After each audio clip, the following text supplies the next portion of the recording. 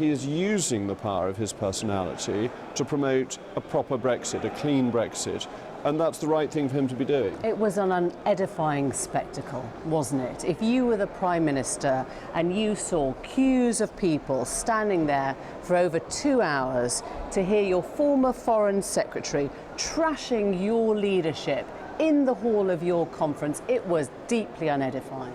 I don't think it was unedifying. It showed where the bulk of the Conservative Party is. The Conservative Party wants a clean Brexit.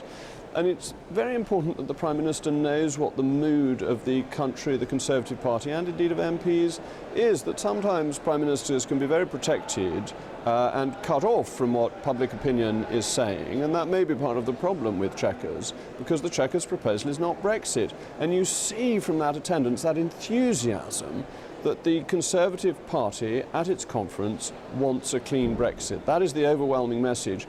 And that's not unedifying, that's actually democracy in action. It's very encouraging. This was not about the customs union today. This was about character. This was about somebody who said she risked prosecution, who said her plan was dangerous, unstable, humiliating, and an outrage. Now, there are ways of doing that, and one way is not to sign up to the deal, to sign up to the Chequers agreement first, and then leave government, and then come back right in the middle of a conference and steal her show. Surely you don't condone that behaviour. Not only do I condone it, I fully support it. I think the Chequers proposal is dreadful. I think it is not Brexit, and it's very hard to see how it could work without us being the vassal state, which is the outcome that all of us have wanted to avoid. So Chequers is a really rotten proposal, and Boris Johnson is saying that, and he's quite right to say that. Do you fully support it? Do you fully support him? Does he have your backing? It depends what you mean. I admire Boris Johnson. I think he's a very capable person. There isn't room for two Prime Ministers here, and he is trying to be the next one. There's one Prime Minister, and I'm supporting Theresa May as Prime Minister, but I'm not supporting Chequers. Chequers will let Jeremy Corbyn in. She is Chequers. I'm sorry to interrupt, but she is Chequers. The Prime Minister is Chequers, and Chequers is the Prime Minister. And you know very well that if Chequers goes, she goes too, and he's trying to get rid of both. Not just the plan, both. I don't think that follows. The Prime Minister set out a very clear plan at Lancaster House and in the Conservative Party manifesto, which is very different from Chequers. The Prime Minister's position is said by her own team to have evolved, and the issue is, will it evolve back again? There is Boris Johnson, who signs up to the Chequers deal and then resigns because he wants something more. He couldn't even decide which Telegraph column he was originally going to publish. He wasn't a fan of Brexit to begin with. I think it's unfair to say Boris signed up to Chequers. He was there, he was at the meeting. He signed up to it. No, I don't think that's the right way of saying it. Neither he nor David Davis signed up to it. They could not accept constriction of collective responsibility in supporting Chequers. They left the government because they didn't. He didn't even resign until David Davis stepped down. He took time to resign. That's perfectly reasonable. He had resigned within 48 hours of Chequers. I think that really is splitting hairs. It was her Brexit secretary, wasn't it, Dominic Raab, who said, if I told you 3 years ago, you know the quote, we were going to end free movement, stop the vast annual budget contributions, leave the single market, get out the customs union, blah, blah, blah, blah, blah, you'd have bitten my arm off. Now, that's the truth. For most people, this is what they imagined a Brexit could be.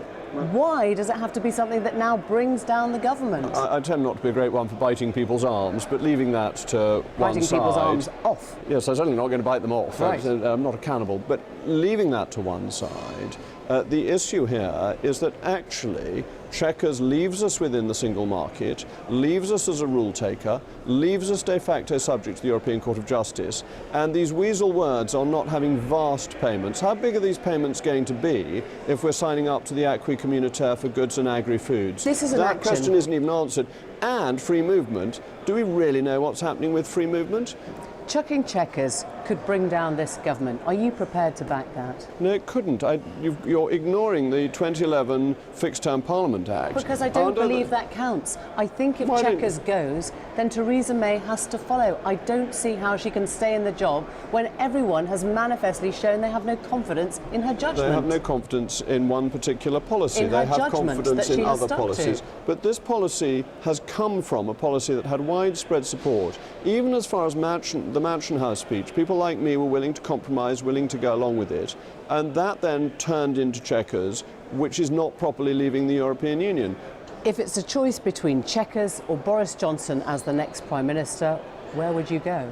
People offer all sorts of choices. People have said Chequers or Jeremy Corbyn. Well, I'm offering Chequers or Boris Johnson right now to you, Jacob Rees Mogg. Where is your support? Yeah, but it's a false choice.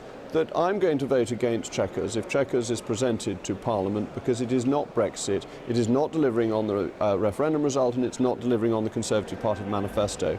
I think MPs, all politicians, have to maintain faith with the electorate, and Chequers, to my mind, does not do that. Jacob Rees Mogg, thank you. Thank you so much.